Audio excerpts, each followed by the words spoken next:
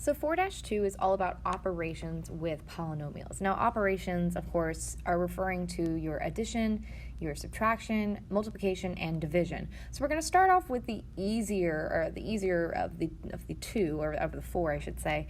And we're going to start with addition and subtraction. And later in this particular lesson, we are going to move to multiplication. And division, we're actually going to wait until we get to 4-3. So the first thing we're going to do with adding, and it should be very familiar to us considering we have learned this back in Algebra 1, is when we have our plus sign in between our two parentheses, that is really just sort of extraneous information. It's not actually relevant. If you wanted to, you could think about this as having a positive 1 in front, and you could use the distributive property if you would like. Of course, that is taking it a step further, and if you're more comfortable with just dropping your parentheses, then that's fine. You can go right ahead. I do not require this step for my class. So after you do that, we're going to go ahead and rewrite. We're going to bring everything down with that first little portion, and once we're done rewriting and dropping our parentheses, we're going to combine like terms. And just note that when I was doing the second half, if I were to think about it as the distributive property, everything is being multiplied by 1. So I am not really changing any of the numbers or any of the signs because anything times 1 is itself. Now that I'm done with that, I'm looking for like terms. I have a x cubed twice in my polynomial expression here. I have it here and here. When I combine that, that's going to give me a 4x cubed. And that is because technically there's an understood 1 right here. Remember, if you don't see a coefficient in front of a variable, it's an understood 1. So once I'm done with that, I can move on to the next variable, which is x squared. I have one here and here. 2 minus 10 is going to give me a negative 8x squared. Then I have my negative x. There is no like terms with this, so I'm just going to go ahead and bring that down. And then finally, I have my two constants, negative 7 and 8, which when combined gives us a positive 1. And so this is my answer. The same idea is applied for subtracting, but for this one, you will definitely have to do the distributive property. You can go ahead and put a 1 right here and distribute it to everything. The first half, again, does not really change in any way, shape, or form. We're just going to carry it down, dropping our parentheses. And then now I am going to multiply. Well, negative 1 times a negative 5, that's going to be a positive 5y squared. Negative 1 times a positive y is going to be a negative y. And then negative 1 times negative 4 is going to give me a positive 4. And this is going to lead into our next step, which is going ahead and adding our like terms. I do not have any like terms with y cubed, so I'm just going to carry it down. I do, however, have two y squareds. This is going to become 8y squared. Then we combine our y's. They're both negative, so it's like addition. It'll be negative 3y. And then finally, we have our constants, which is 1 plus 4, which is 5. And this is my answer. So then the next operation that we're going to be focusing on is multiplication. And again, this should be very similar to what we have been seeing in Algebra 1, but now instead of multiplying two binomials with either the distributive property or FOIL, we are actually going to be multiplying a binomial and a trinomial. Now the easiest thing to do for this is to take your binomial and distribute each term. So in our very top example, which we have up here, we're going to distribute that x to all three terms in our trinomial. When we do this, we should get, well, with that first term, x times negative x to the fourth, that's going to be negative x to the fifth. And then if we were to do x and 2x, we should get a positive 2x squared. Again, we get our variables that are changing because we are adding not the variables, the exponents are changing because of our exponents being added in the multiplication process. And finally, the x is going to multiply with that 4 in front, and we should get a positive 4x. So after we are done distributing that first term from our binomial, we're going to do the same process again, but we're going to distribute the second term. And this is the distributive property. This should have been something you have seen before in Algebra 1, but we're going to distribute this -3 to the first, to the second, and to the third. -3 times a negative 4x to the fourth, negative x to the fourth, excuse me, it should be a positive 3x to the fourth. And when we distribute the -3 to the 2, that's a negative 6x. And then a 4 times -3 is a negative 12. From here, we can add our like terms, and be sure to put your answer in standard form. Remember, standard form is when we put our largest exponent to our smallest exponent. So the largest exponent in this polynomial expression is the 5. So I'm going to take the whole term, negative x to the fifth, and put that first. Once I'm done, I'm going to cross it out. Then I find the next highest, which in this case is a 4, so I'm going to take the whole term, positive 3x to the fourth, and I'm going to cross it out. The next highest is going to be that 2x squared, and then I should have the x's, and I actually have 2 x's, so I'm going to combine those and get a negative 2x. And once I'm done crossing them out, I can just worry about that constant that I have left. So I'm just going to carry that down, and that becomes my answer. So I want to do this same thing again, just to show you that no matter where your binomial is, whether it's in the front or is at the end, you can always do this process. So in the example we just did, the binomial was at the end, but in the next one, the binomial is at the beginning. And we're using the same process again. So we're going to distribute that y to everything, and we should get a 3y to the third minus 2y to the second plus 2y. And then we're going to distribute the 5 and get a positive 15y squared minus 10y plus 10.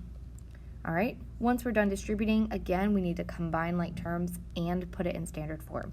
So I'm going to carry down my highest degree, which is that 3x cubed. I'm going to combine like terms with the y squared, which is negative 2 and 15. Cross this out. All right, so we got negative 2 and 15, and that's going to give me a 13y squared. Cross those out, and I'm left with 2y. So I got 2y and negative 10y. That's going to give me negative 8y, and then I'll just carry down that constant, and this becomes my answer. So no matter where your binomial is, you can easily get your answer just by doing that distributive property. So since the multiplication process is so just important, I'm going to go ahead and do some more examples just to make sure that we have any sort of scenario that they could possibly throw at us underneath our belt, and something that we've seen before, so we can hopefully be reminded of the processes and the steps that we need to take. So in example 2, we've already done 2-1a and 2-2a, but now we're going to focus on the b's, not so much on the c's. I'm actually going to erase this really fast. And I'm going to start with the b on the left-hand side. It says x minus 1 times x plus 4 times x plus 5. And the thing that I would like you guys to recognize is that even though there are 3 binomials, you already know what to do if you have 2 binomials. So you're going to take any 2 binomials, I just usually take the first 2, and you're going to take them and FOIL them. So I'm going to take the first 2, I'm going to rewrite them down here, and then I'm going to go ahead and FOIL them. So this is going to give me x squared plus 4x minus 1x minus 4. Okay, and then I can add my like terms in the middle and get x squared plus 3x minus 4. So now that I have what those 2 binomials multiply to, I'm going to actually bring it up to the top, and I'm going to replace it and cross out those 2 binomials, because I know those 2 binomials equal x squared plus 3x minus 4. And then I'm going to carry down that third binomial that I haven't yet worked with. Once I'm here, I'm going to go ahead and do the distributive property. So the distributive property, this is now very similar to what we did in part A.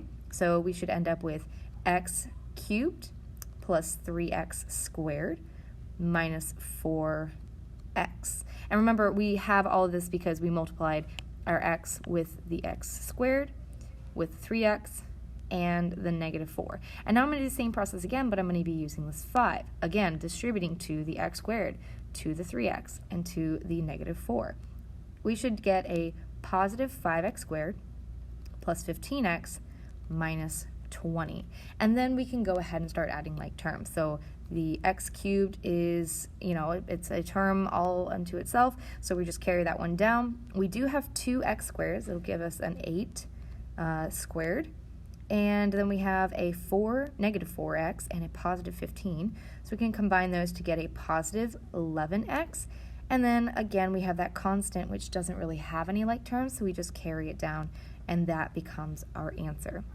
Well, even if we do not see the three binomials in this particular manner, we can still get our answer even if they give us something even stranger like the B on the right-hand side. Now, remember that when you have something cubed, like let's say 2 cubed, it's the same thing as saying 2 times 2 times 2. It's that number, the base, 3 times the exponent. And so we're going to take the binomial from the B above, and we are going to write this binomial 3 times. And so for me, the easiest way is just to cross out the 3 and then rewrite that binomial 2 more times so that I can see it 3 times. So I'm going to cross it out, and I'm going to say xy minus 3 and xy minus 3. And for the record, this is definitely just sort of a problem that would be geared towards honors more than a standard class. So it's a good idea to, really, if you are in standard, maybe not focus so much on how to do this because it's not really going to be required. But definitely if you're in honors and you're confused, I would definitely focus on this particular problem because you might see it again. But again, the same process is the same. When they give us that binomial cubed, we can go ahead and we rewrote it, and then we're going to do the same process that we did for the left-hand side B. All right, so we're going to highlight the first 2 binomials, and I'm going to erase all of this so that I can carry it down, and I can FOIL this. So I'm going to rewrite it and FOIL it. That's going to give me, x times x is going to give me x squared. And I actually don't have just x, it's also y. So y times y is also y squared. So that xy times xy becomes x squared, y squared. And that's going to be my first. Then I do my outside. My outside is going to be negative 3xy. The inside is also negative 3xy. And then the last one is going to be negative 3 times negative 3, or positive 9. Combine like terms to get a negative 6x in the middle. And then I'm going to cross out those 2 binomials that I have at the top there and replace it, because remember, I already multiplied them. I know that those 2 binomials multiplied is the trinomial that I'm about to replace it with. So I'm going to copy this over, and then again, I'm going to carry down that 3rd binomial that I have not yet done. And then it's doing the distributive property again. So I'm going to distribute this xy to all of these, and just like whenever I multiplied my xy times xy and got x squared, the same thing's going to happen here. I have xy times x squared, and that's going to give me an x cubed, y cubed. Distribute again, xy to that negative 6xy, that's going to give me a negative 6. X times x is x squared, and y times y is y squared. Distribute one more time. Thankfully, it's just a 9, so it's going to say positive 9xy. And then after that, we are distributing the negative 3 to the first, the middle, and the last. So we're going to get a negative 3x squared y squared. And a negative 3 times a negative 6 is a positive 18xy, minus, because a positive 9 times negative 3 is a negative 27. Combine like terms. All right, we can cross out that lone wolf over there. And we're going to highlight our 2x squareds here and combine them to get a negative 9x squared y squared. Then we combine the x and y. This will give me a 27xy, and then we can carry down the constant, and this will be our final answer. So again, if you are in standard, I would definitely focus on this particular example over here. Again, the process is the same. You are going to multiply your first two binomials using the FOIL method.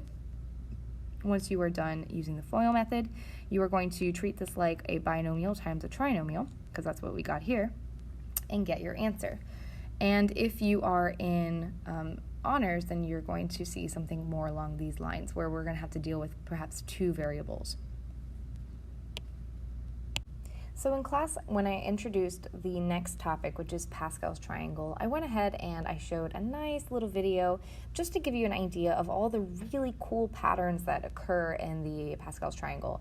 But since you're doing this from home, you guys can just, YouTube search anything you'd like. But basically, Pascal's triangle is extremely helpful when we're trying to expand a binomial with a higher degree. So we just dealt with a binomial to the third power. But what if we had something like a binomial to the fourth or the fifth or the sixth or seventh power? Well, then it would first off, it would become very tedious and very long and difficult. But it would just have a lot of room for mistakes. And so Pascal's triangle is a method that people can use to sort of have a shortcut in their life when expanding binomials. So it's a really interesting triangle that has been developed over the years. Pascal didn't actually create this or invent this. It was way before his time, but that's not the point of this.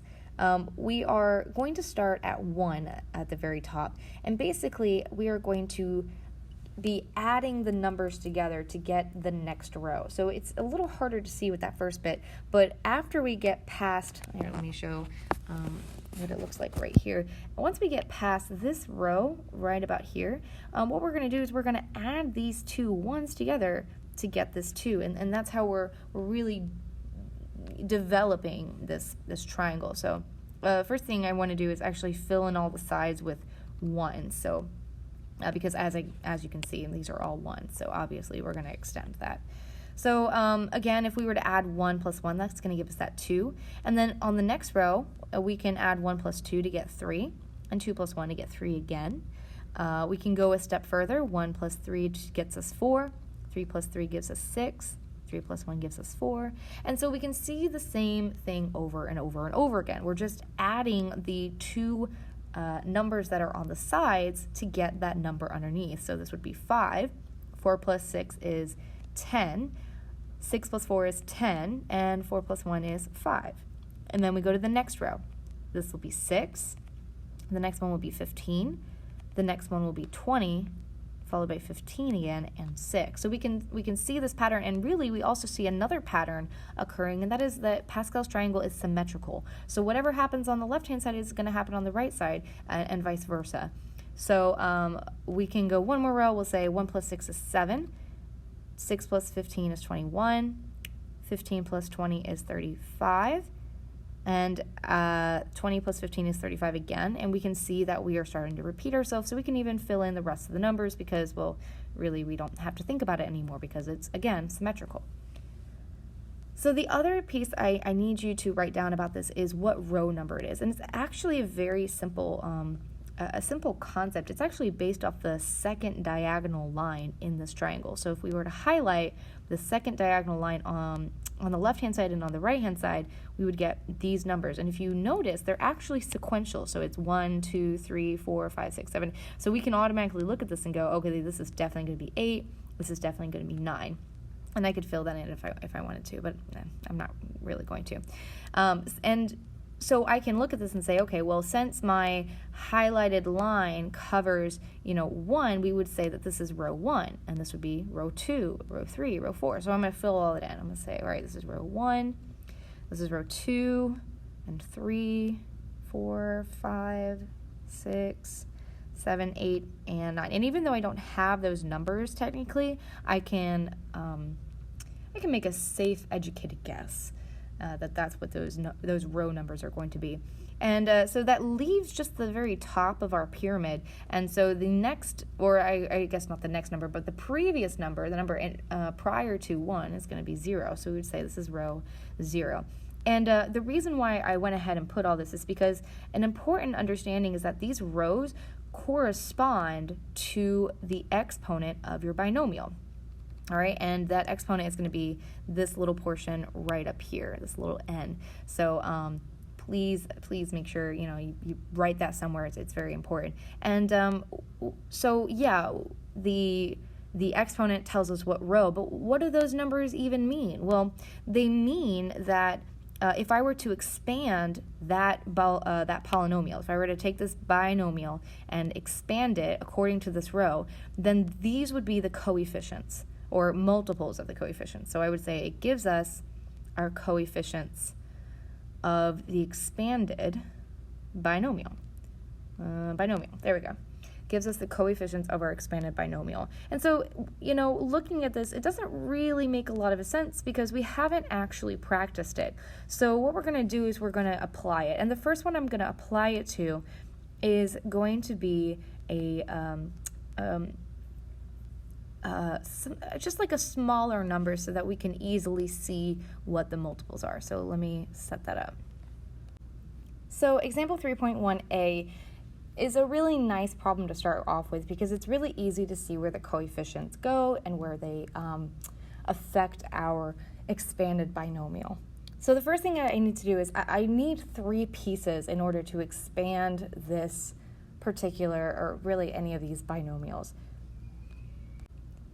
I'm going to need the coefficients, which I can find from Pascal's triangle, and then I'm going to need to find I'm going to need to use the 2 terms from my binomial. So let me write that down. I need my coefficients, again, which I can find from my Pascal's triangle, and I also need the 2 terms inside the binomial.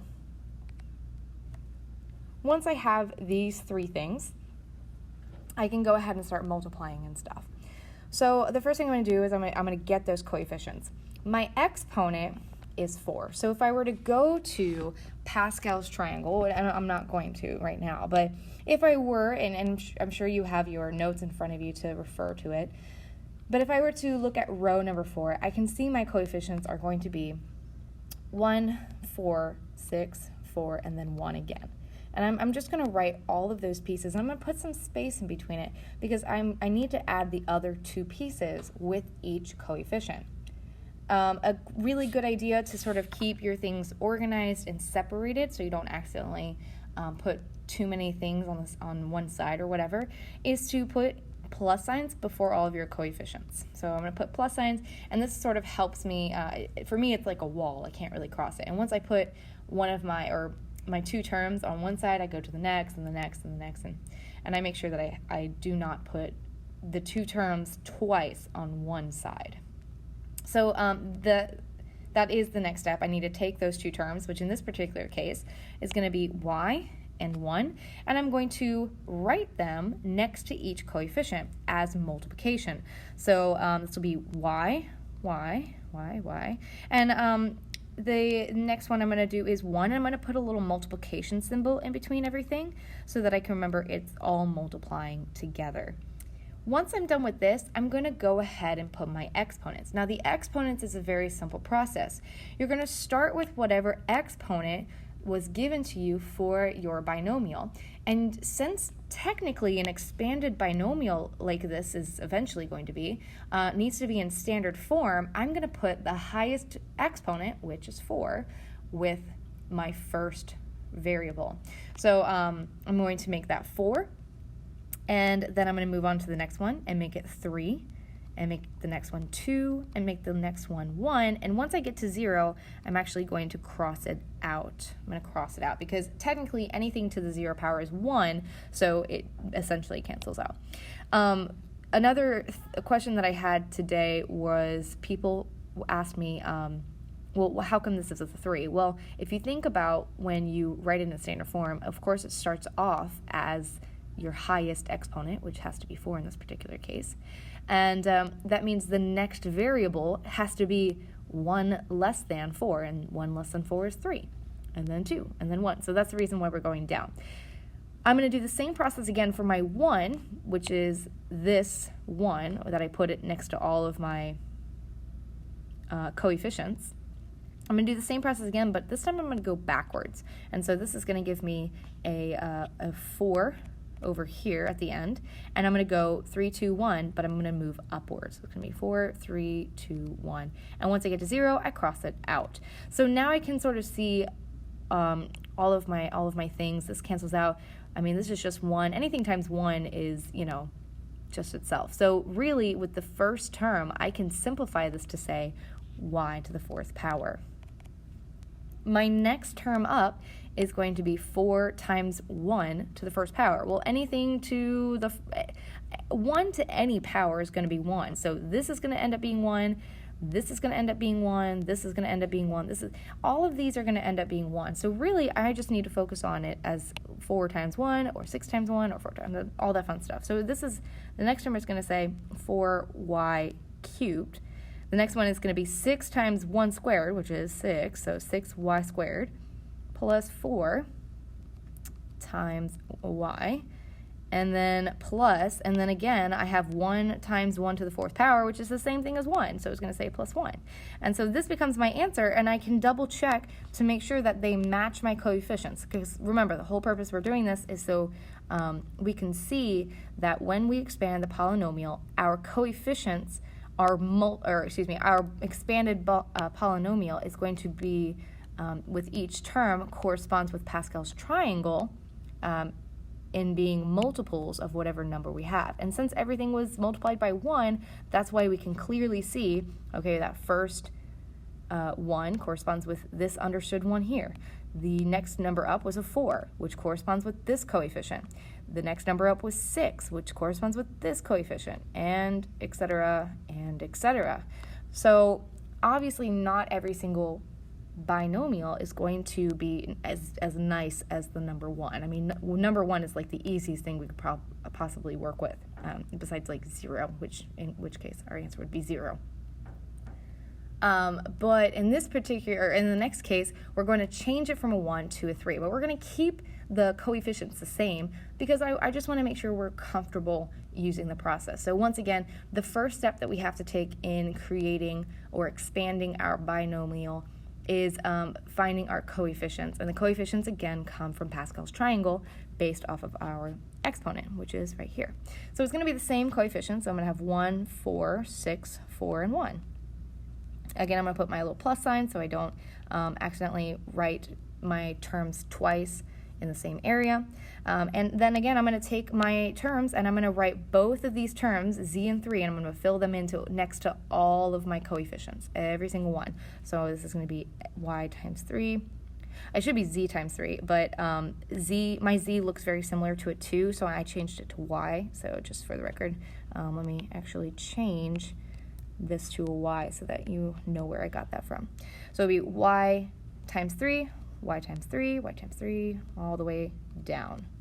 Okay, so now that I have this, again, I know that from standard form, my first variable should be the highest, and my highest degree should be 4. So it should be y to the 4th, then the next one would be y to the 3rd, followed by being squared, followed by being to the 1st power, and then of course when we get to 0, we can cross it out because anything to the 0 power equals 1, and 1 times anything is itself. So same process again, but with the 3's now, and I'm going to be going backwards. So at the end here, I'm going to make this 3 to the 4th power, and I'm going to go upwards. Once I get to 0, I cross out that 3 because, again, anything to the 0 power equals 1. So now I'm just focusing on the first little bit. I don't really have, I cross this out, 1 times y to the 4th is just y to the 4th. I can go here and I can say, well, 4 times 3 to the 1st power. Well, 3 to the 1st power is the same thing as 4 times 3, which is 12. So this is going to be 12y cubed. For the next one, I have 6 times 3 squared. Well, 3 squared, and please make sure you're following PEMDAS when you do this. That's why I'm doing my squared first and not 6 times 3. So 3 squared is going to be a 9, 6 times 9, and that's going to equal 54y squared. The next one is 4 times 3 to the 3rd power. Well, 3 to the 3rd power is 27, so it's really 4 times 27, and if I use a calculator, or if I do that in my head, it's going to be 108y. And then finally we have no variable at the end here because we crossed it out. It's just going to be 1 times 3 to the 4th, or 1 times 81. So 81 is our answer here. So at this point, Standard can actually stop the video because the next portion is really for our honors kids. So for honors, we might have one where instead of having just positive numbers, we have negative numbers. Or we might have something where instead of just dealing with one x, if you will, we have something like 3.2a, which says 2t. And because it's slightly different in that manner, our answer and our process is going to be slightly different as well. In fact, it's going to take a lot more work. So again, we're going to start off by getting our coefficients from Pascal's triangle. Our exponent is 5, so I'm going to go to Pascal's triangle and copy down those coefficients. I should have 1, 5, 10, 10, 5, and then 1 again. I'm going to put my plus signs in front so that I can ensure I'm keeping my correct spaces, which is extremely important in this particular case. Then I'm going to take my 2t right here, and I'm going to incorporate it into all of my free spots next to all of my coefficients. When I do this, I'm going to put it in parentheses because it's not just t and it's not just 2, it is 2t. So I'm going to need to show that when I add my exponents later, that exponent is going to both of them, not just one of them. So it's going to say parentheses 2t, and so on and so forth. Once I am done putting all those, I'm going to do the same process again for my -1. It's extremely important, again, that because it's negative, we put it in parentheses. So again, I'm going to put all of these in parentheses so that when I start my exponents, I know exactly what the process is going to be. And it's also going to help me ensure that when I plug it into the calculator, I, again, do it correctly. Once I'm done with this, I can go ahead and put my exponents. My exponent, the highest exponent, has to be 5. So I'm going to start with that 2t, which is right there. I'm going to start with this 2t and put 5 next to it. And then I'm going to go in descending order to the right. So it's going to be 5, 4, 3, 2, 1. And then once you get to 0, you can cross that one out. Same process again for our numbers, which in this case is -1, but we're going backwards. So it would be 5, 4, 3, 2, 1, and then 0 we cross out. Once I'm done with this point, I'm actually going to take a moment and just rewrite everything, because an important piece of information when it comes to having an exponent like this attached to parentheses is that it is very similar to the distributive property in the fact that it is not just going to be 2t to the 5th, where 5 is merely, or excuse me, the 5th power is merely with the t. It's going to be with both. So I'm going to use sort of that distributive property, if you will.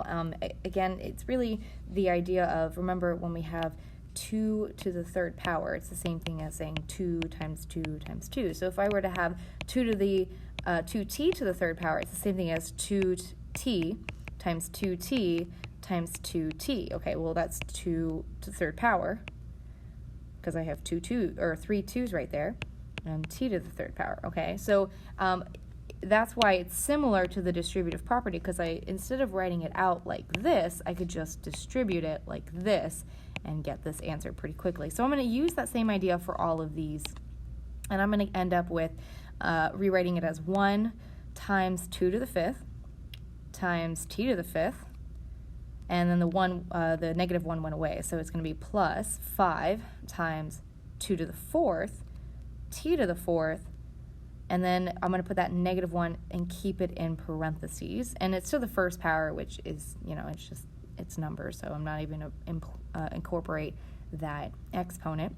The next one is plus 10 times 2 to the 3rd t to the 3rd, again parentheses, times -1 squared, plus 10 times 2 squared t squared, times -1 to the 3rd power, plus 5 times 2, and for those of you who maybe are a little lost, but this is where we are right now. We have this 5 that's carried down, and then 2 to the first power, so that would just be 2. I'm going to carry down t as well, and it's going to be a -1 to the 4th power, again, -1 being in parentheses, plus 1 times -1 to the 5th power. All right, so I've rewritten everything. It makes it really complicated looking, but remember your plus signs, which is the reason why I'm adamant about adding those plus signs is sort of where your stopping point. So you're working with just this piece right here before the plus sign, and then afterwards you're working with just this piece between the 2 plus signs. Okay, so I'm going to focus on that first little bit, and I need to make sure that when I'm doing this I do my exponents first and then multiply. So it would be 1 times 2 to the 5th, which is 32. And I'm actually just going to go ahead and do all of these so that it just makes my life easier later on. So the next one would be all of these multiplied, so it would be like 5, and then 2 to the 4th is going to be 16, and then obviously -1 is just -1, and then I'll do the next piece, which will be 10, and 2 to the 3rd is 8, times -1 squared. Now remember, when you're putting this in your calculator, you have to make sure that you use parentheses, and if you do, it's -1 times -1, which is a +1. The next one, it'll be 10 times 2 squared, which is 4, times -1, which to the 3rd power, which is -1 times -1. We already established that's 1, but then that times -1 a third time, which is -1. All right. Again, you can totally use your calculator for all this. It might make your life a whole lot easier, actually. So the second to the last one will be 5 times 2 times -1 to the 4th power is +1. And then the last one will be 1 times -1 to the 5th power, which is -1. So now I can go back and I can do the multiplication again, but it just makes it a little bit easier to make it smaller, or not really smaller, but less exponents and more of normal multiplication, I guess, if you will. And so I'm going to say, well, 1 times 32 is going to be 32, and carry the variable, which is t to the 5th power. Go to the next one, and it's 5 times 16 times -1. Well, 5 times 16 is going to give me 80, and 80 minus -1 is -80. So it'll be -80 t to the 4th. The next one is 10 times 8, which is, again, 80. Carry the variable down, t to the 3rd. The next one is 10 times 4, 40, times -1, which is -40, t squared. And then that is going to be followed up by 5 times 2 times 1, which is a positive 10t, followed by 1 times -1, which is -1. And so this becomes my answer, this really long binomial, this polynomial expression. It becomes my answer. And so I'll let you do the 3y minus 1 to the 6th power by yourself. Remember, there's an answer key online if you would like to check your answers and check all the steps and stuff. I hope that was helpful. Please make sure you're reaching out to me on Remind if you get stuck on things, and I hope you have a great day.